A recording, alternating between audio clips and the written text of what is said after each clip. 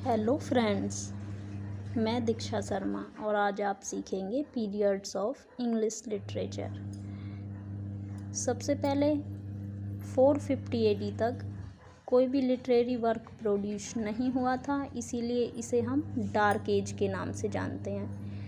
450 से 1066 एडी तक old English या एंग्लो सैक्सन पीरियड,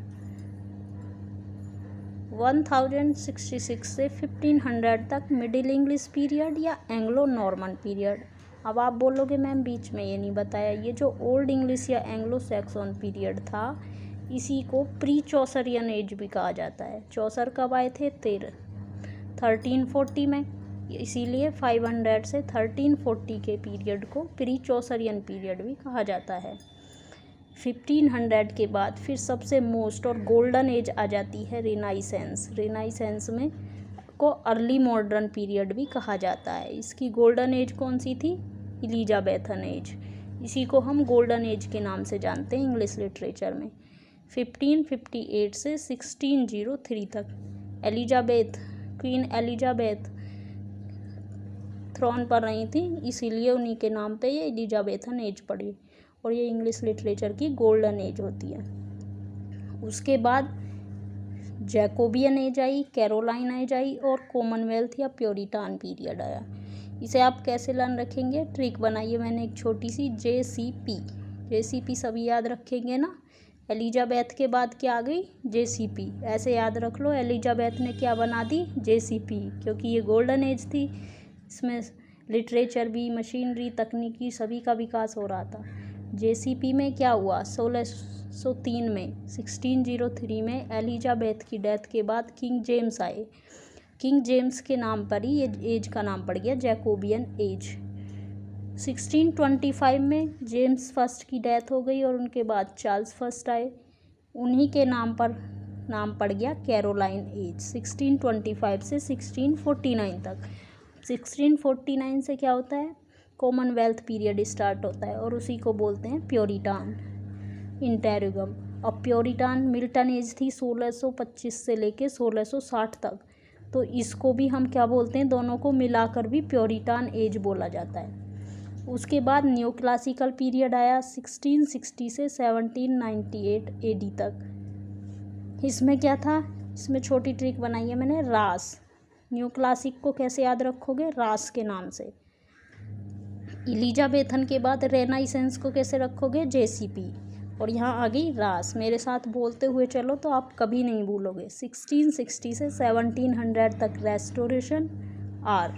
ए से ऑगस्टन या Alexander Pope, age of Alexander Pope, 1700 से 1745 तक। 1745 से 1798 तक, जब तक लिरिकल बैलेड पब्लिश नहीं हो गया, एज ऑफ सेंसिबिलिटी या transitional period, age of doctor Johnson. इतने नाम है इसके, इसीलिए मैंने यहाँ S या T दोनों लिखे हैं। रास या रट लो आप बस इसे। नेक्स्ट 1798 से 1837 तक रोमांटिक पीरियड रहा था। रोमांटिक पीरियड की सब शुरुआत किससे हुई थी? लिरिकल बैलेड से। 1798 में लिरिकल बैलेड पब्लिश हुआ और उसी से रोमांटिक पीरियड की स्टार्ट मानी जाती है। 1837 में क्वीन विक्टोरिया थ्रोन पर आई थी, तो उनके आते ही ये पीरियड क्या हो गया? चेंज हो गया, रोमांटिक से विक्टोरियन। विक्टोरियन 1837 से 1901 तक। आप कंफ्यूज नहीं होगा, एग्जाम में ऑप्शन दे देगा 1837 से 1900 और 1901 दोनों देगा, तो आपको ध्यान रखना है कि ये 1901 है। उसके बाद आता है विक्टोरियन एज को भी दो पार्ट में डिवाइड किया है हमने।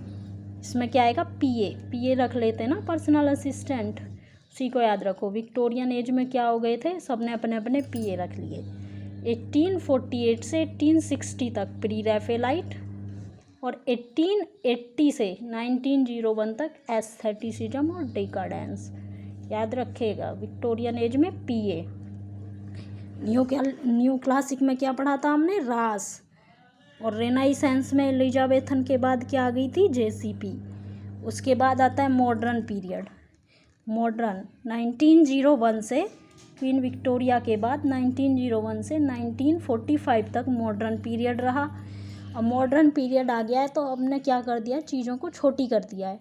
एग्जाम्पल लिखते हैं ना, पूरा नहीं लिख के हम क्या लिख देते हैं, ईजी शॉर्ट में, वैसे ही मॉडर्न में हमने आके छोटा कर दिया तो इसको क्या बना दिया हमने, ईजी। याद रखिएगा, ई से एडवर्डियन पीरियड, एडवर्ड 7 का रूल था 1901 से 1910 तक, लेकिन यहाँ मैंने 14 लिखा है, क्यों उसको भी बताऊँगी। 1910 से 1936 तक फिर जॉर्ज का राज आ जाता है, किंग जॉर्ज के नाम पे पड़ गया जॉर्जियन पीरियड। ईजी से याद रखो एग्जाम्पल किसका, एडवर्डियन और जॉर्जियन। किंग जॉर्ज जो थे वो इंग्लैंड में किंग बने थे 1910 में, इसीलिए 1910 से जॉर्जियन पीरियड स्टार्ट हुआ। लेकिन जो एडवर्डियन लिटरेचर का ट्रेंड था वो 1940 तक कंटिन्यू रहा, 1914 तक, इसीलिए ये पीरियड 1901 से 1914 तक माना जाता है। और एग्जाम में आपको ऐसे ही कंफ्यूज करेगा, कंफ्यूज नहीं होइएगा। उसके बाद 1945 से अब तक पोस्ट मॉडर्निज्म यही चला आ रहा है। Thank you, thanks for watching. Please subscribe my channel if you want some more videos.